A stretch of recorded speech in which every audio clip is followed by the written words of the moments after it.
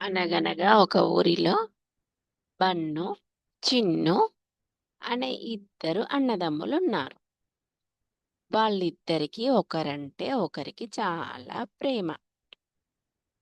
ఇద్దరు కలిసి ఎంతో సంతోషంగా ఆడుకుంటారు, చదువుకుంటారు, భోజనం కూడా కలిసే చేస్తారు. పడుకునేటప్పుడు కూడా చక్కగా వాళ్ళ స్కూల్లో విషయాలు మాట్లాడుకుంటూ పడుకుంటారు. వాళ్ళిద్దరికీ ఒక కోరిక ఉండేది. ఒక కుక్క పిల్లను పెంచుకోవాలనే కోరిక ఉండేది. అది వాళ్ళ అమ్మతో చెప్పి ఒక చిన్న కుక్క పిల్లను తీసుకొచ్చుకున్నారు.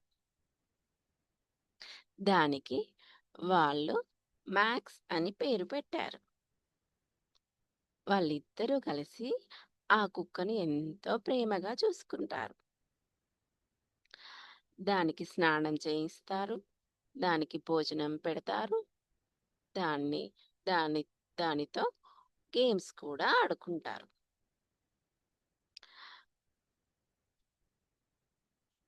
ఓ అదే విధంగా సాయంత్రం దాన్ని బయటికి తీసుకొని వెళ్తారు. ఆ విధంగా రోజు సంతోషంగా దానితో ఎంజాయ్ చేస్తూ ఉంటారు. అయితే ఒకరోజు అలా బయటికి వెళ్ళినప్పుడు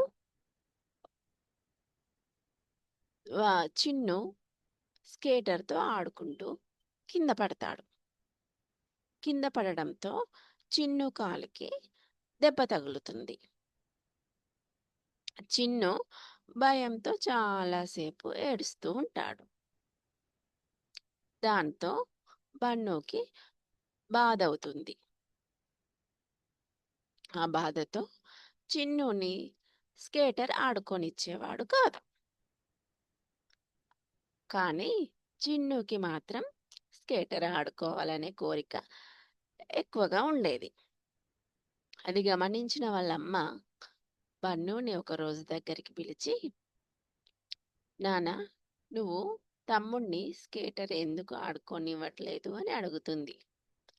అప్పుడు బన్ను, "తమ్ముడు కింద పడితే నాకు బాధవుతుంది. తమ్ముడంటే నాకిష్టం" అని చెప్తాడు. అప్పుడు వాళ్ళమ్మ, "తమ్ముడు ఇష్టమైతే తమ్ముడు అలవాట్లను నువ్వు ఆపకూడదు. స్కేటర్ తమ్ముడికి నేర్పించి పడకుండా నడపడం నేర్పియాలి" అని చెప్తుంది. అది అర్థమైన బన్ను చిన్నుకి స్కేటర్ పర్ఫెక్ట్‌గా నడపడం నేర్పిస్తాడు. అప్పుడు చిన్ను సంతోషంతో స్కేటర్ ఆడుకుంటూ ఉంటాడు.